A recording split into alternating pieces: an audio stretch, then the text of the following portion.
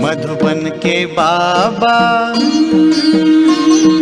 मधुबन के बाबा मुरली वाले, आपका क्या कहना, आपका क्या कहना। मधुबन के बाबा मुरली वाले, आपका क्या कहना, आपका क्या कहना। लाखों दिलों के आप उजाले, आपका क्या कहना, आपका क्या कहना। मधुबन के बाबा मुरली वाले, आपका क्या कहना, आपका क्या कहना।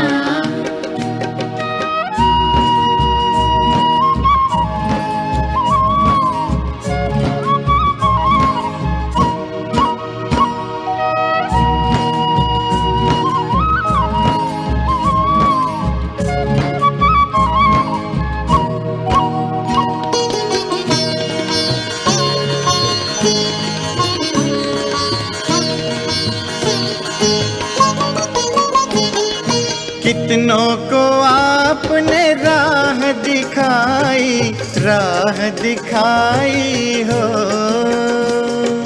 राह दिखाई हो। कितनों की आपने बिगड़ी बनाई, बिगड़ी बनाई हो, बिगड़ी बनाई हो। सबसे अनोखे, सबसे अनोखे, सबसे निराले, आपका क्या कहना, आपका क्या कहना। मधुबन के बाबा मुरली वाले, आपका क्या कहना, आपका क्या कहना।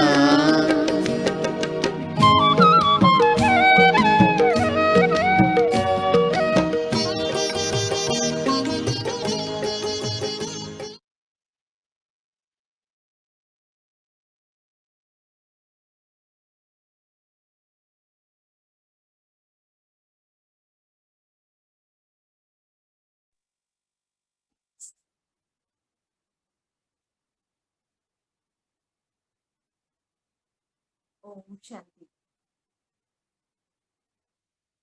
ओम शांति। ये हमने सुना मधुबन के बाबा मुरली वाले। मुरली कहाँ चलाते शिव बाबा? मधुबन में। मधुबन में मुरली बजने का गायन है, इसलिए जब भी हम मुरली सुनते हैं सुबह, तो कहाँ जाना है? मन से कहाँ पहुंचना है? मधुबन। याद आता है? ओम शांति भवन ये चलते हुए डायमंड हॉल, है ना? तो वहां जाके पहुंच के मुरली सुनना है। वहां जब मुरली सुनते हैं मन से, अगर वहां जाके सुनेंगे तो क्या होगा? अलग प्रकार की अनुभूति होगी, है ना? शिव बाबा ऊपर से आते हैं, परमधाम से आते हैं और हमको मुरली सुनाते हैं। इसलिए गायन जो है वो मधुबन की मुरली का है।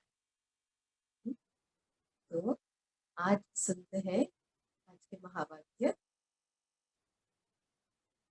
मुरली की तारीख है 29/5/2021। 29/5/2021। बाबा ने आज कहा है, मीठे बच्चे, जैसे बाबा प्यार का सागर है, उनके जैसा प्यार दुनिया में कोई कर नहीं सकता। ऐसे तुम बच्चे भी बाप समान बनो, किसी को रंज अर्थात नाराज मत करो। भगवान श्री बाबा प्यार का सागर है। बाबा जैसा प्यार कोई भी नहीं कर सकता। क्यों नहीं कर सकता है? वैसे तो कहते हैं जैसे माँ प्यार करती है वैसे कोई नहीं करता है, लेकिन भगवान जैसा प्यार कोई नहीं कर सकता, क्योंकि उस प्यार में निस्वार्थता है। बाबा को हमसे कुछ भी नहीं चाहिए। हाँ, माँ बाप भी प्यार करते हैं तो बच्चे के लिए प्यार होता है, लेकिन फिर भी होता है कि मुझे संभालेगा कल जाके, है ना। हमारा यही एक वारिस बच्चा है, यही हमको संभालेगा, तो वो एक मुंह की रख जाती है। लेकिन यहाँ बाबा जब हम बच्चों को प्यार करते हैं तो पूरा निस्वार्थ प्यार करते हैं। हम जो कुछ सेवा में तन मन धन सफल करते हैं तो भले बाबा के नाम पर करते हैं, लेकिन वो किसके लिए करते हैं? हम स्वयं के लिए करते हैं, है ना।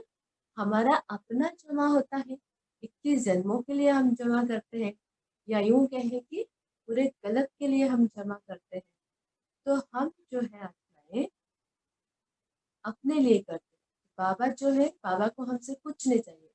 आपके बाबा हमको अपना बनाता है, ज्ञान सुनाता है, हमें पावन बनाता है और फिर नई दुनिया में हमें भेज देता है।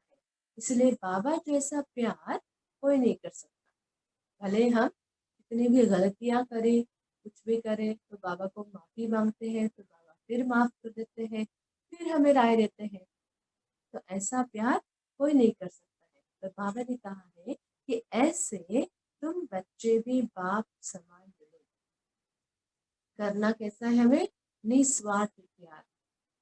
सभी आत्माओं को बाबा का परिचय देना है, रहम करना है उनपे, उनकी भूलों को क्षमा कर देना है।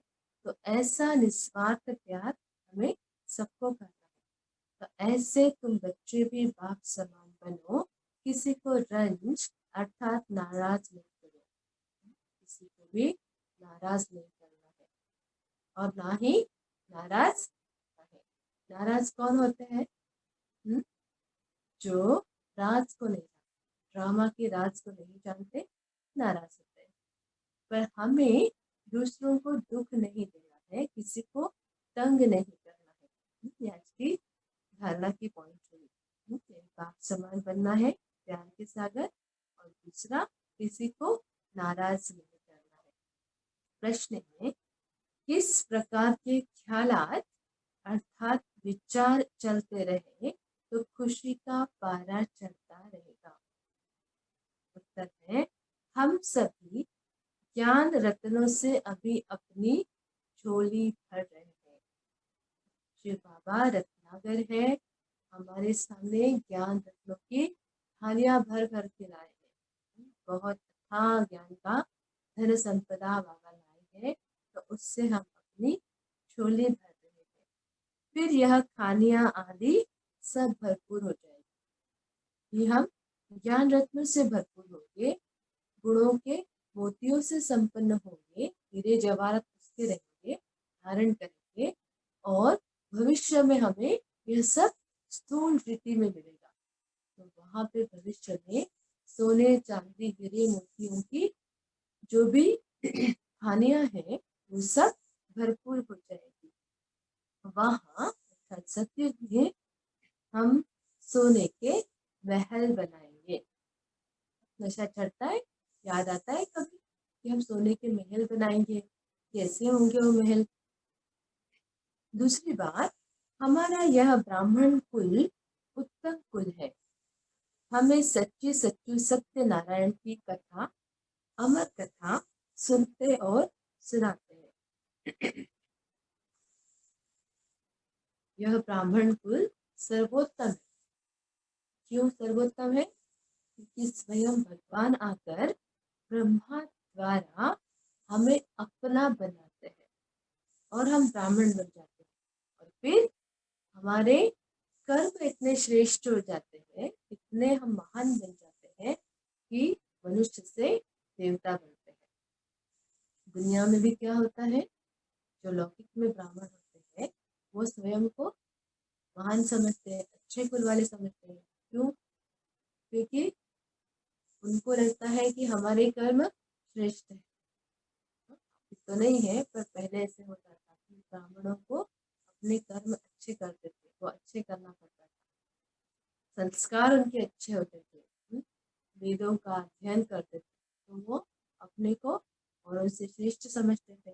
तो अभी तो हम रियल में श्रेष्ठ है, क्योंकि जो भगवान ने, एक तो हमें भगवान ने अपना बनाया और दूसरा जो भगवान ज्ञान सुना रहे हैं, अविनाशी ज्ञान, श्रेष्ठतम ज्ञान, उससे हम सुन भी रहे हैं और धारण भी कर रहे हैं।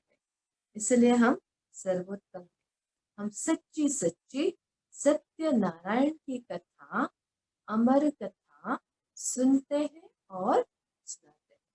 ब्राह्मणों का कर्तव्य ही है ज्ञान बांटना। ऐसे ऐसे ख्यालात चलते रहे तो खुशी का पारा चढ़ा रहेगा। ओम शांति। बच्चे बाप की याद में बैठे हैं, वह श्रीमत अर्थात श्रेष्ठ से श्रेष्ठ मत मिलती है। श्री बाबा से हमें क्या मिलती है? श्रीमत, श्रेष्ठ से श्रेष्ठ मत मिलती है। अगर हम अपने मन से चलेंगे तो वो वनमत हो जाती है, दूसरों के हिसाब से चलेंगे तो परमत हो जाती है। तो सबसे अच्छी कौन सी मत है? श्रीमत। स्वयं भगवान हमें श्रीमत देते हैं, है ना? बच्चे ऐसे उठो, ऐसे करो, ऐसे चलना है, ऐसे बोलना है। तो ये श्रीमत स्वयं भगवान हमें देते हैं। याद की यात्रा बहुत ही मीठी है। बच्चे नंबरवार पुरुषार्थ अनुसार जानते हैं कि जितना बाबा को याद करेंगे उतना बाबा स्वीट लगेगा। जैसे दुनिया में भी जितना ज्यादा संपर्क से अगर हमारा स्नेह हो जाता है, तो जितना ज्यादा संपर्क हमारा बढ़ता है उतना स्नेह और भी प्रगाढ़ बनता जाता है और भी गहरा बन जाता है, वो नाता बन जाता है। तो ऐसे ही जितना जितना हम अशरीरी बनेंगे, शिव बाबा को याद करेंगे, तो उतना उतना बाबा ज्यादा मीठा लगेगा। बाबा तो कौन है? सक्रीन, सर्व संबंधों की सक्रीन, सभी संबंधों का रस बाबा से मिलता है।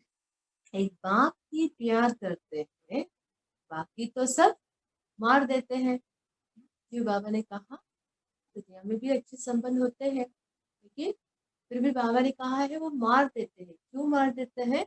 क्योंकि उनके संबंधों में जब हमारी बुद्धि अटकती है तो हमें दुख होता है।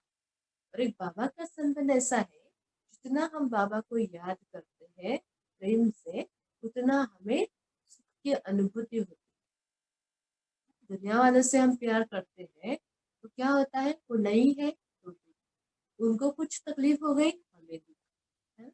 वो अगर चले गए शहर छोड़ के तो हम बहुत दुखी होते हैं। लेकिन शिव बाबा का संबंध ऐसा है, ना वो मरता है, वो तो हमें हर पल मदद करता है, ना वो दूर होता है, हमारे हमेशा साथ में होता है। तो बाबा से हमें सुख मिलता है। इसलिए बाबा ने कहा एक बाप ही प्यार करते हैं, बाकी तो सब मार देते हैं। दुनिया सारी एक दो को ठुकराती है। अच्छे अच्छे संबंधों में किसी कारणवश जब दरारें पड़ जाती है तो वो ठुकराते हैं। बाप प्यार करते हैं, उनको सिर्फ तुम बच्चों ने जाना है। हम ही वो सिक्किलते बच्चे हैं, हम ही वो महान आत्मा हैं जिन्होंने भगवान को पहचाना है, जाना है और उनकी श्रीमत पर हम चल रहे हैं। बाबा कहते हैं मैं जो हूँ, जैसा हूँ, कितना बड़ा हूँ, बताओ हमारा बाप कितना बड़ा है? भगवान कैसे हैं, जो हूँ जैसा है, तो सिर्फ हम बच्चे ही जानते हैं।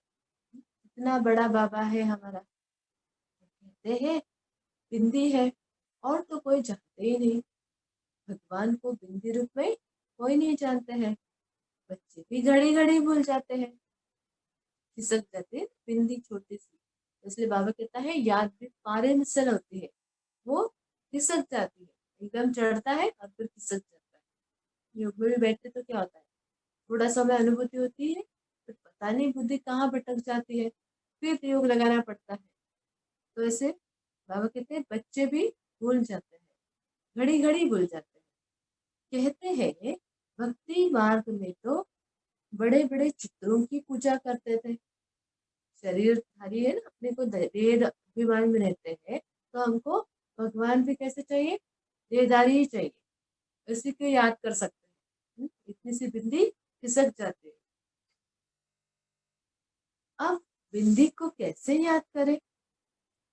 बिंदी बिंदी को याद करेगी ना, पहले अपने को आत्मा बिंदु समझे, तो ही हम शिव बाबा को बिंदु रूप में याद कर सकते हैं। खुद ही देह अभिमान में रहेंगे तो शिव बाबा को कभी याद ही नहीं कर सकेंगे। इसलिए शिव बाबा को याद करने के लिए हमेशा पहले स्वयं को आत्मा समझना है, देह से न्याय।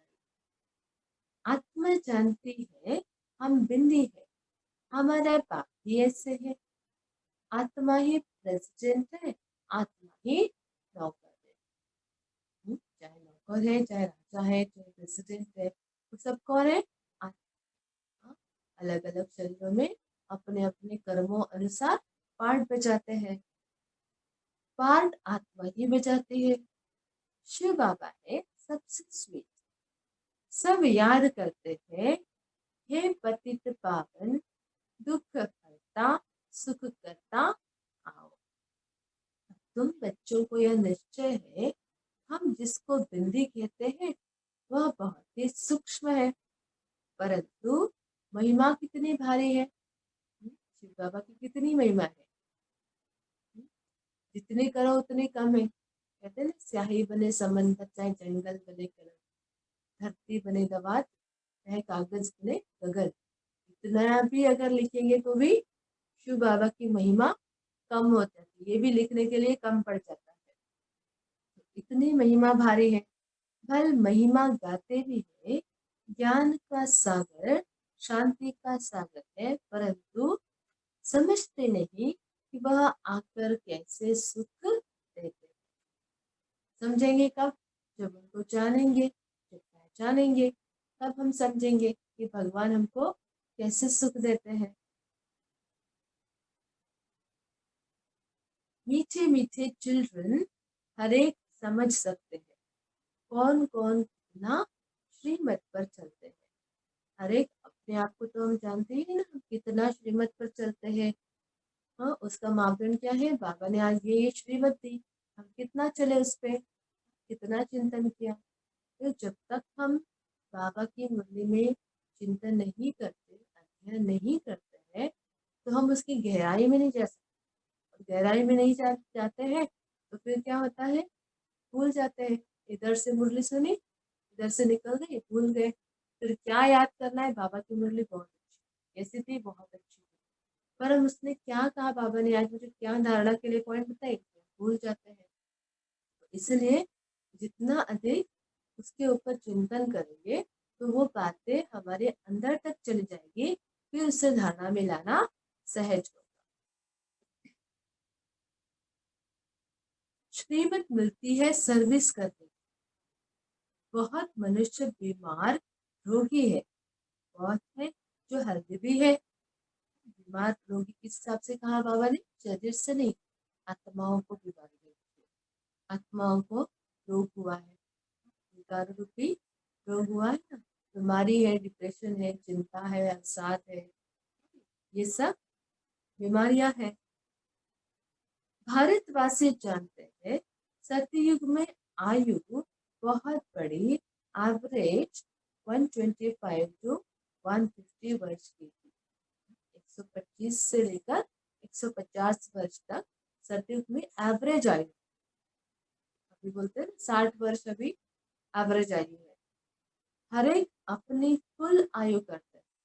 अभी जैसे सभी अकाले मृत्यु मर रहे हैं, किसी को पता ही नहीं कि हम शरीर छोड़ेंगे, रोड एक्सीडेंट में छोड़ देते हैं। अभी जैसे महामारी आई है उसमें शरीर छोड़ दिए, किसी को पता ही नहीं, छोटी छोटी उम्र में लोग जा रहे हैं। तो ये सब अकाले मृत्यु हो गई है।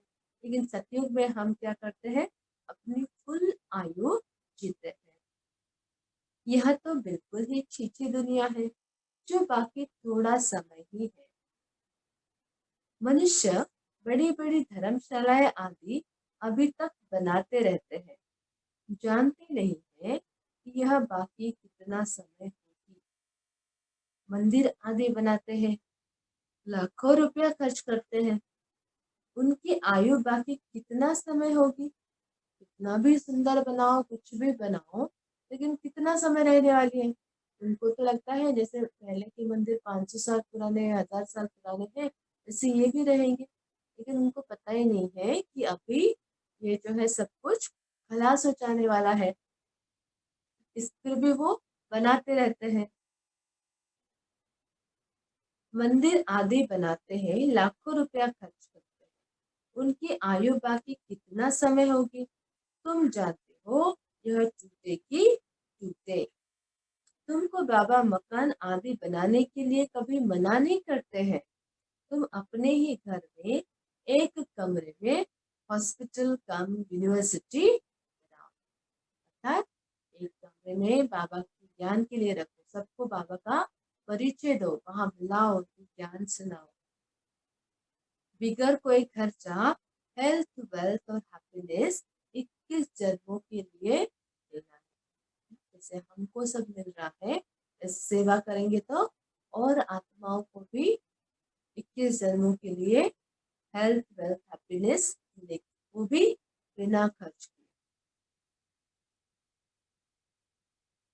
यह भी समझाया है तुमको बहुत सुख मिलता है, जब तमो प्रधान बने तब जास्ती सुख होता है, सॉरी दुख होता है। क्यों ऐसा होता है? क्योंकि 3/4 बाबा ने कहा 3/4 टाइम आपको सुख मिलेगा, और 1/4 पीरियड जो है 5000 वर्ष में, उसमें ही हमको दुख मिलता है। जितना जितना तमो प्रधान बनते जाएंगे उतना दुनिया में दुख, अशांति बढ़ती जाएगी। मनुष्य बहुत दुखी होंगे। अभी देख रहे हैं ना वर्तमान में हालत क्या है दुनिया की। हर कोई आत्मा कितना दुखी में है, चिंताएं है सबको कि क्या होगा हमारा।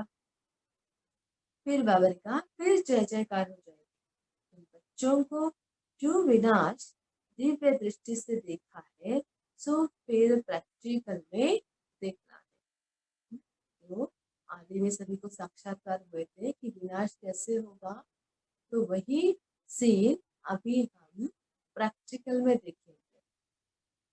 स्थापना का भी साक्षात्कार बहुतों ने किया है।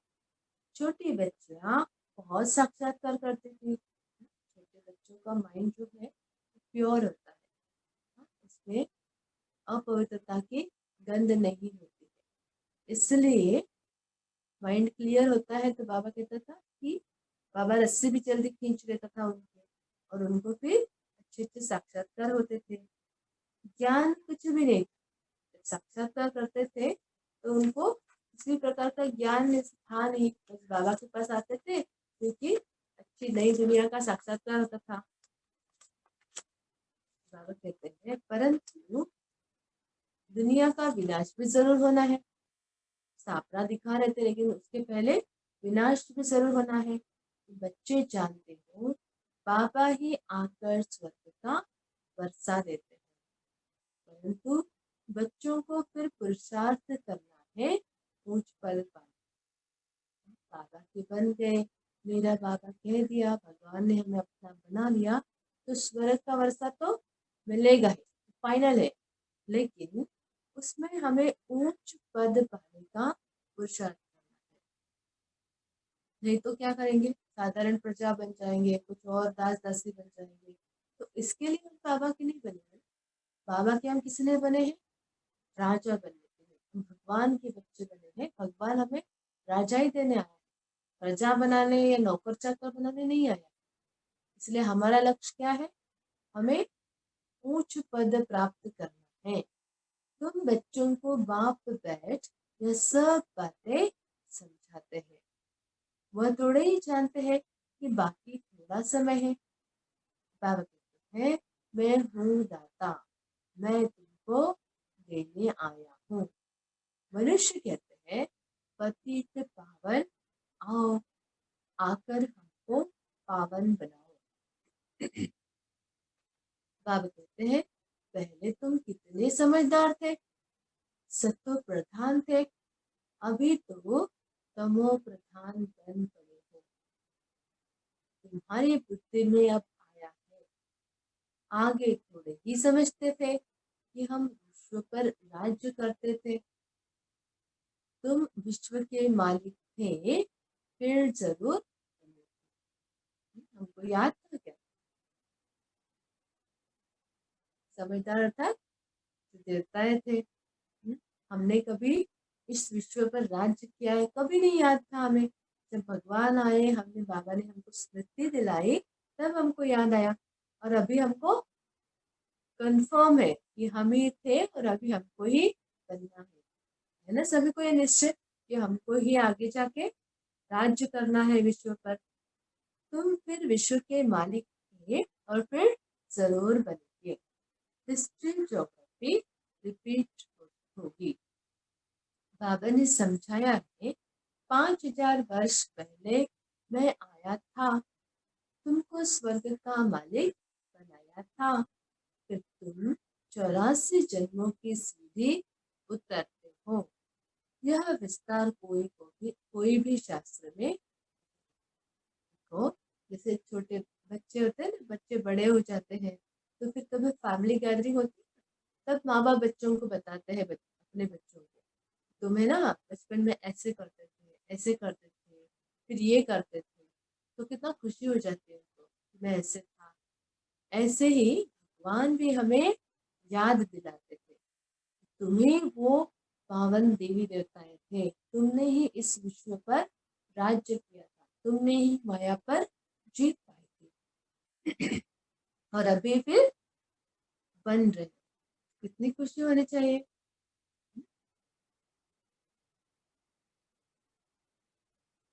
शिव बाबा ने कोई शास्त्र आदि पढ़ा है क्या? भगवान को क्या पढ़ने की जरूरत है? शास्त्र आदि तो बनाए मनुष्य ने है, तो शिव बाबा उसको क्यों पढ़ेगा? बाबा कौन है? बाबा तो ज्ञान का सागर है, उनको तो ज्ञान की अथॉरिटी कहा जाता है। वो लोग भी शास्त्र आदि पढ़कर शास्त्रों की अथॉरिटी बनते हैं। वह भी तो गाते हैं, पतित पावन आओ, गंगा स्नान करने जाते हैं। वास्तव में यह भक्ति है ही गृहस्थियों के लिए। बाप बैठ समझाते हैं, उनको भी पता नहीं कि सदगति दाता कौन है। किसी को पता नहीं है कि सदगति दाता कौन है। बाप समझाते हैं, तुम मुझे बुलाते भी हो, हे पतित पावन आओ। याद आता है कभी किसी को कि हमने भक्ति की थी, हमने भगवान को बुलाया था, ये भी कहा था कि तुम आओगे तो हम सबको भूल जाएंगे। तो याद आएगा ना अच्छे से, तब हम अच्छा पुरुषार्थ कर सकते। नहीं तो बहुत साधारण रीति से चलते हैं, तो अपने आप को योग में बैठते हैं, पिछले जन्म में पिछला सोचने की याद करना कि हम क्या थे, कैसे थे, क्या बन गए। इसलिए बाबा कहता है ना, 5 स्वरूपों का अभ्यास करो, वो ड्रिल करो, तो उस पर हमको धीरे धीरे करते अच्छा, उसका अच्छा अभ्यास हो जाएगा, तो हमको याद आएगा कि हम क्या थे और कैसे सीढ़ी उतरे और कैसे अभी इस अवस्था तक पहुंचे और फिर कैसे हमें फिर से चढ़ना है। मैं तुमको पावन बनाता हूँ, मैं तुमको पढ़ाने के लिए आता हूँ। ऐसे नहीं कि हम पर कृपा करो, मैं तो टीचर हूँ, तुम कृपा आदि क्यों मांगते? टीचर को बच्चे कभी कृपा मांगते क्या? सर मेरे को कृपा करो तो मैं पास हो जाऊंगा। टीचर का काम क्या है? पढ़ाना है। और पढ़ाई तो फिर हमको करनी है, धारण फिर हमको करना है ना।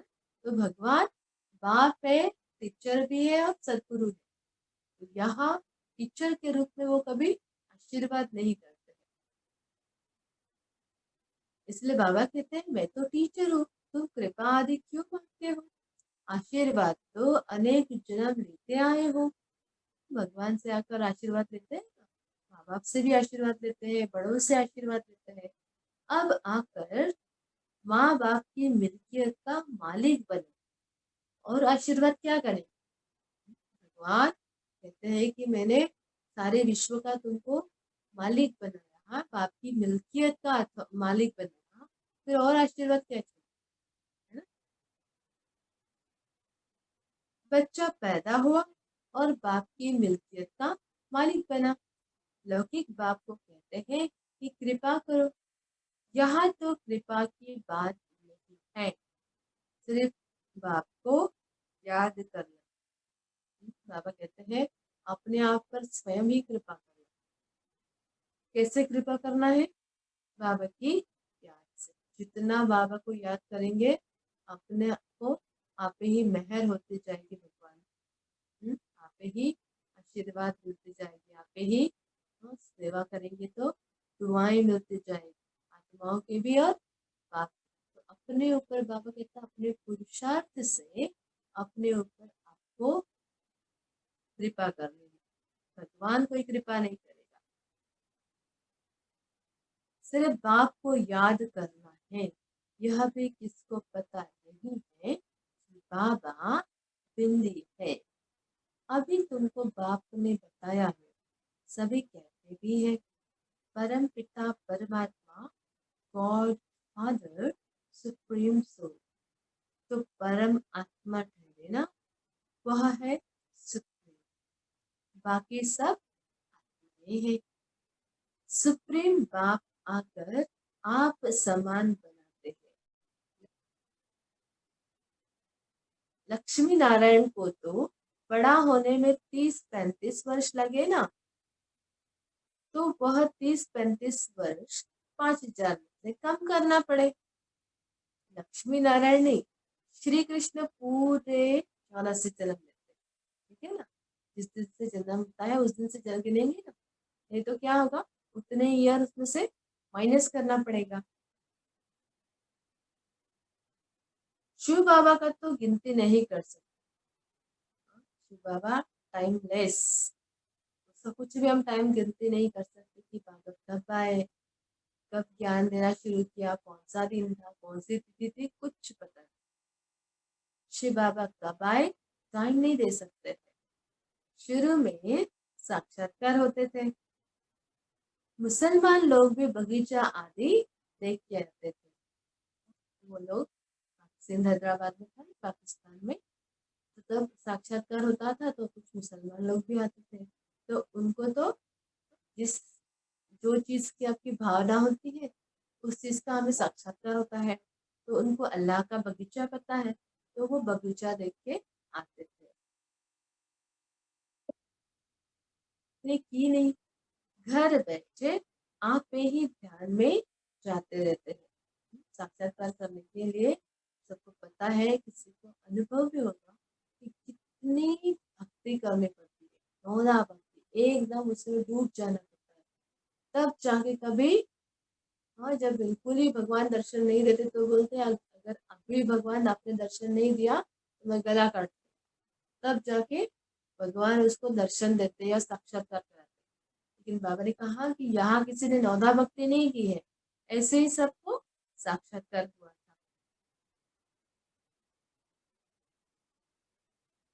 तो बाप बैठ सन्मुख समझाते हैं, बाबा दूर देश से आया है, यह बच्चे जानते हैं, इसमें प्रवेश कर हमको पढ़ाते हैं।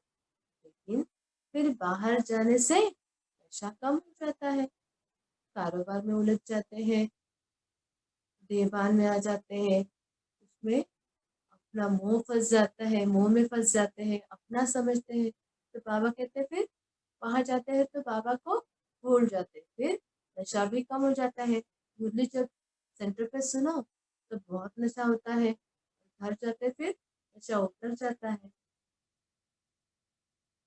याद रहे तो खुशी का पारा भी चढ़ा रहे और कर्मातीत अवस्था भी हो जाए, परंतु उसमें टाइम चाहिए, बहुत मेहनत करना पड़ता है, बहुत अभ्यास करना पड़ता है, तब जाके खुशी का पारा चढ़ा रहेगा। अब देखो, श्री कृष्ण की आत्मा को अंतिम जन्म में कुल ज्ञान है, फिर गर्भ से बाहर निकलेंगे तो पाई का भी ज्ञान नहीं होगा।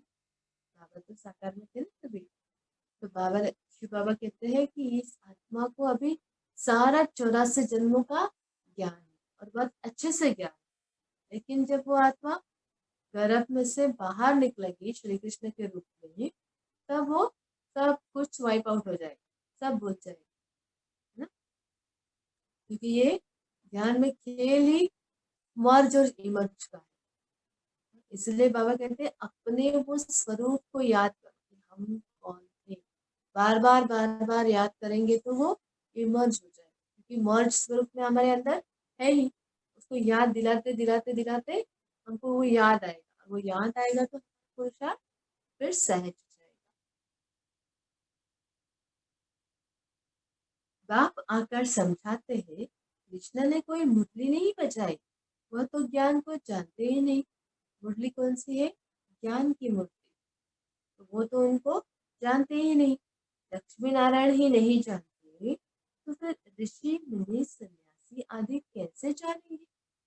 ईश्वरीय जो ज्ञान है वो ज्ञान और लोग कैसे जानेंगे? बाबा तो कहते हैं वही जिन्होंने इतनी तपस्या की, इतने सालों तक, इतने वर्षों तक तपस्या की ऋषि मुनियों ने, वही अगर कुछ भगवान को जानते नहीं, उनको प्राप्त नहीं कर सकते, तो सामान्य आत्मा क्या करे? वो तो कुछ भी नहीं कर सकते। विश्व के मालिक लक्ष्मी नारायण ने ही नहीं जाना, तो फिर क्या सन्यासी लोग कैसे जान सकेंगे? न लक्ष्मी नारायण जानते भगवान को, ना सन्यासी साधु संत जानते हैं, और तो फिर सामान्य मनुष्य की तो बात ही नहीं है। कहते हैं श्री कृष्ण सागर में पीपल के पत्ते पर आया, यह किया, यह सब कहानियां है, जो बैठ देखी। कहते हैं नदी में पैर डाला तो वो नीचे चली गई। विचार करो, मनुष्य क्या क्या बातें बता सकते हैं। एक्चुअली वो किसका प्रतीक है? कृष्ण ने, जब कृष्ण को ला रहे थे उसके पिताजी यमुना पार कर रहे थे, तो यमुना नदी बहुत उफान पर थी और तूफान भी बहुत आया था, तो उसके पिताजी डूब रहे थे, लेकिन उसी समय श्री कृष्ण का पैर लगा तो वो पानी सारा नीचे चला गया। किसकी निशानी है? प्रकृति जीत की। बाबा कहते हैं ना, जब आप प्रकृति जीत बन जाएंगे तो चाहे भले तूफान आ रहा है, चाहे समुद्र की सारी लहरें आ गई, लेकिन वो तुम्हारे तक पहुंच के तुमको नुकसान नहीं पहुंचाएगी, और वहीं से वापस चली जाएगी। तो वो तो मनुष्य ने कहानियां लिखी है, लेकिन प्रैक्टिकल में सब लास्ट में ऐसे होगा। अब बाबा समझाते हैं कोई भी उल्टी सुलटी बातों पर कभी विश्वास नहीं करते। शास्त्र आदि कितने मनुष्य पढ़ते हैं, बाप कहते हैं पढ़ा हुआ सब कुछ भूल जाओ, इस देह को भी भूल जाओ। जो कुछ शास्त्रों का पढ़ा है वो सब भूल जाओ, क्योंकि उसमें आटे में नमक मिसल जितना सत्य है, बाकी सब असत्य है। फिर अगर वही ज्ञान याद रखेंगे तो शिव बाबा का ज्ञान बुद्धि में बैठेगा नहीं। इसलिए बाबा कहते हैं वो सब कुछ पढ़ा हुआ भूल जाओ, यहाँ तक कि अपने देह को भी भूलो। आत्मा ही एक शरीर छोड़ दूसरा लेकर पार्ट बजाती है, भिन्न भिन्न नाम रूप देश चोला पहनकर। अब आप कहते हैं कि चीची वस्त्र है, आत्मा और शरीर दोनों अतीत है। आत्मा को ही शाम और सुंदर कहा जाता है। आत्मा पवित्र थी तो फिर सुंदर थी, और फिर काम चिताब पर बैठने से काले बने हैं।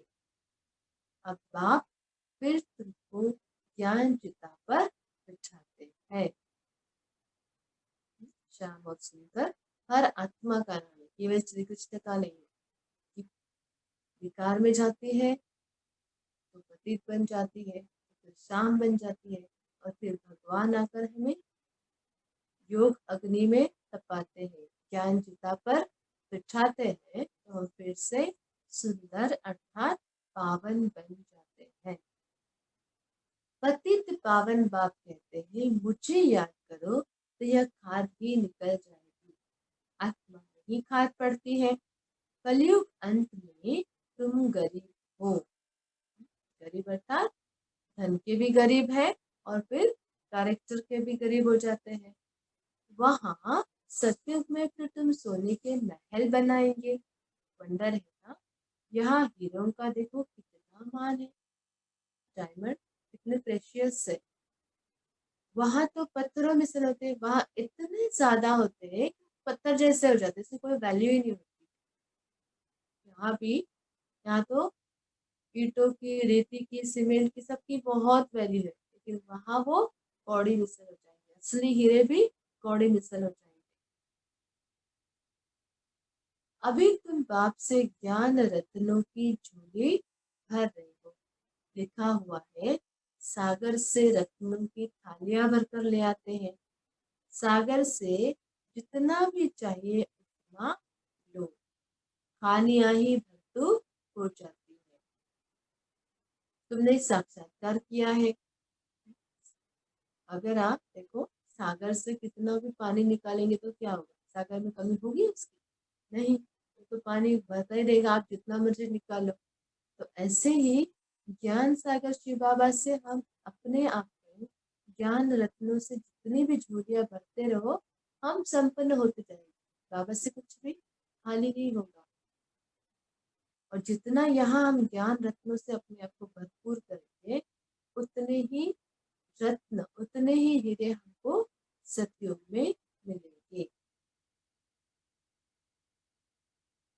माया मच्छंदर का खेल भी दिखाते हैं।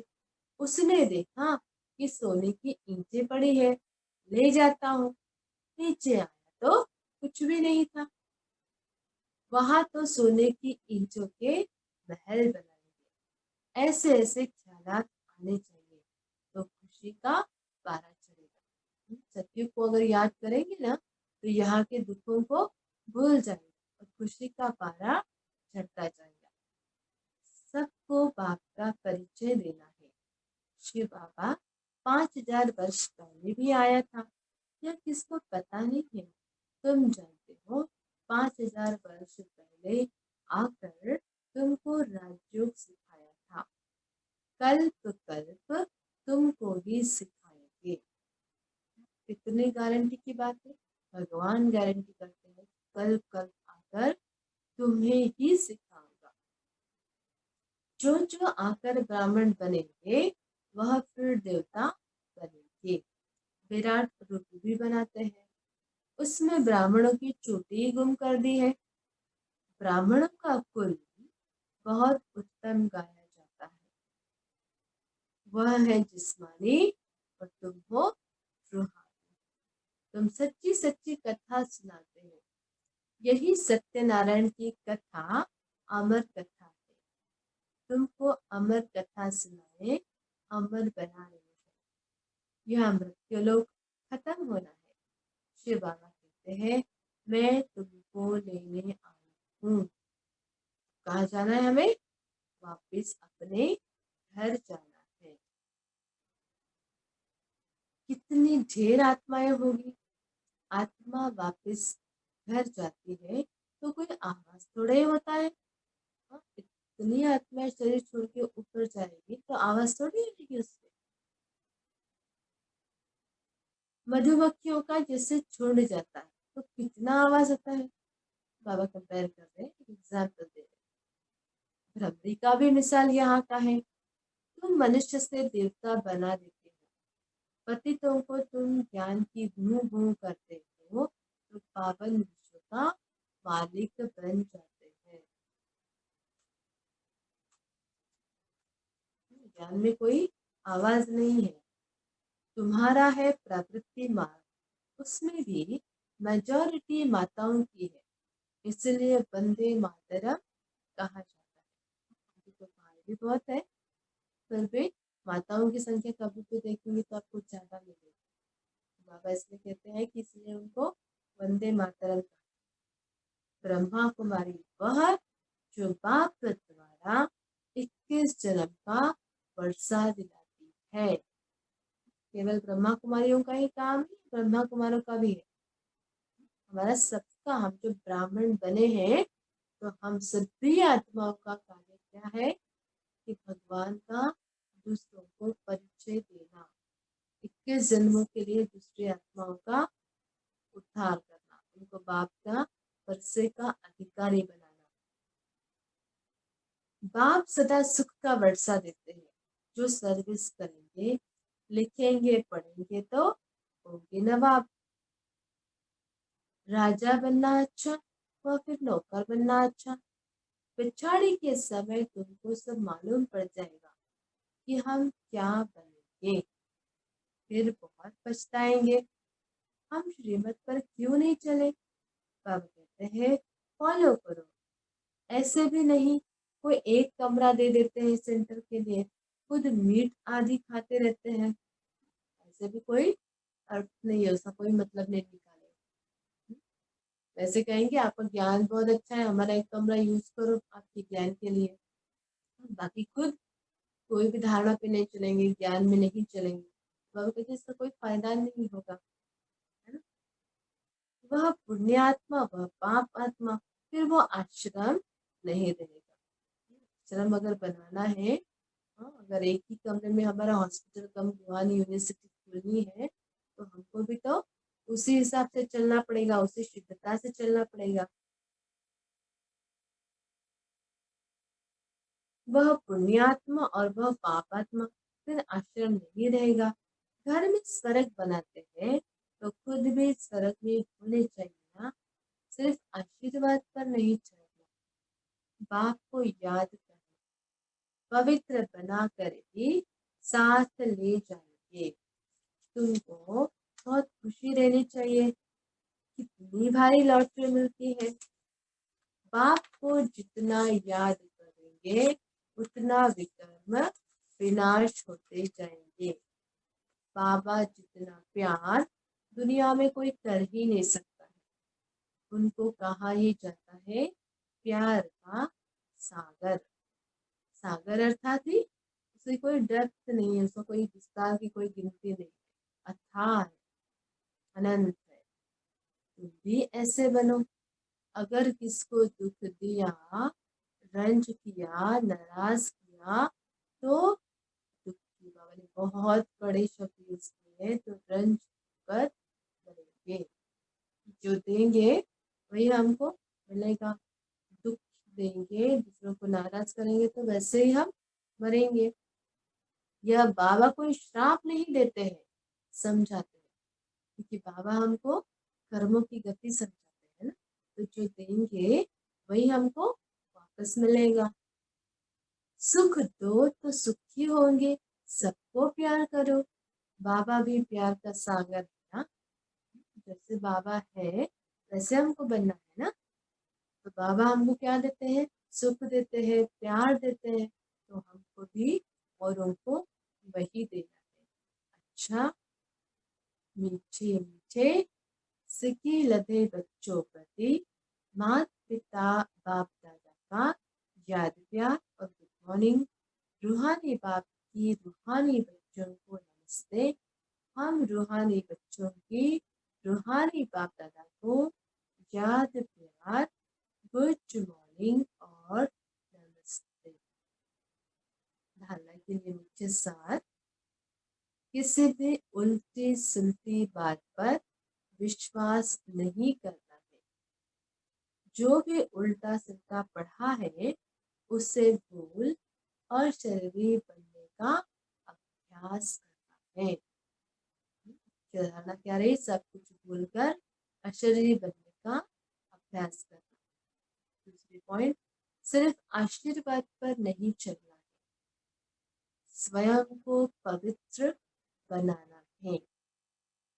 बाप को हर कदम में फॉलो करना है, किसी को भी दुख नहीं देना है, नाराज नहीं करना है।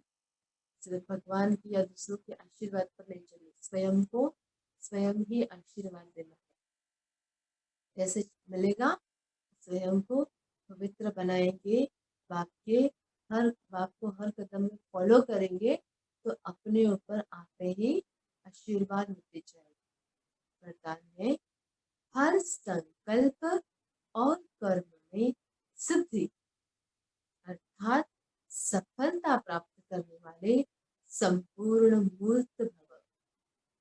हर संकल्प और कर्म में सिद्धि अर्थात सफलता प्राप्त करने वाले संपूर्ण मूर्त भव। उसका विस्तार है, संकल्पों की सिद्धि तब प्राप्त होगी जब समर्थ संकल्पों की रचना करेंगे। इतने अच्छे पॉइंट बताया बाबा ने। संकल्पों की अगर सिद्धि प्राप्त करना तो क्या करना पड़ेगा? समर्थ संकल्पों की रचना करेंगे। व्यर्थ का किचड़ा भरा रहेगा, नेगेटिव रहेगा, तो हमारे अच्छे संकल्पों में बल नहीं रहेगा, तो वो फिर सिद्धि प्राप्त नहीं होगी। जो अधिक संकल्पों की रचना करते हैं वह उनकी पालना नहीं कर पाते हैं, इसलिए जितनी ज्यादा रचना उतनी ही शक्तिहीन होती है। अगर किसी ने मान लो लौकिक में भी 10 बच्चे पैदा करेंगे तो पीछे पीछे वाले बच्चे जो होंगे ना वो कमजोर होते जाएंगे, पहले पहले बच्चे जो होंगे वो ताकत वाले होंगे क्योंकि पहले शक्ति है। ऐसे ही बहुत संकल्पों की अगर हम रचना करते हैं, बहुत व्यर्थ सोचते हैं, तो हमारे संकल्प क्या होगी? कमजोर होंगे, उसमें शक्ति नहीं होगी, तो इसलिए नेगेटिविटी फिर हमारे ऊपर हावी हो जाए। इसलिए बाबा कहते हैं बहुत कम संकल्पों की रचना करना है, और वो भी कैसे होते हैं संकल्प? शक्तिशाली संकल्प, समर्थ संकल्प, समान वाले संकल्प। तो उसमें क्या होगा? वो शक्तिशाली रहेंगे तो आत्मा में भी एनर्जी भरती जाएगी। तो पहले व्यर्थ रचना बंद करो, तब क्या होगा? सफलता प्राप्त होगी। और कर्मों में सफलता प्राप्त करने की युक्ति है, कर्म करने से पहले आदि मध्य और अंत को जानकर फिर करना। अगर हमारे संकल्प पहले बाबा का कि पहले संकल्पों को श्रेष्ठ बनाना है, और वो संकल्प श्रेष्ठ होंगे तो कर्म में आते समय नेचुरल क्या होगा? हमारे जो जजमेंट पावर है वो अच्छी होगी, बुद्धि की निर्णय शक्ति अच्छी रहेगी, तो हम कर्म करते समय कोई भी कर्म करने से पहले उसका आदि मध्य अंत क्या होगा वो देख के ही कोई भी स्टेप उठाना। अगर बुद्धि शक्तिशाली है, मन शांत है, तो हम प्रॉपर स्टेप उठा सकेंगे और हमारे फिर कर्म श्रेष्ठ बन जाएंगे। और इसको ही बाबा कि संपूर्ण मूर्त फिर बन जाएंगे। स्लोगन है, समय पर दुख और धोखे से बचकर सफल होने वाला ही ज्ञानी अर्थात समझदार है। समय पर दुख और धोखे से बचकर सफल होने वाला ही ज्ञानी अर्थात समझदार है। अच्छा, ओम शांति। तो आज हम याद करेंगे कि जैसा का सागर बनना है, सबको प्रेम देना है, किसी को नाराज नहीं करना है, ये आज की मुख्य धारणा है। इसको बार चेक भी करना है। बैठेंगे।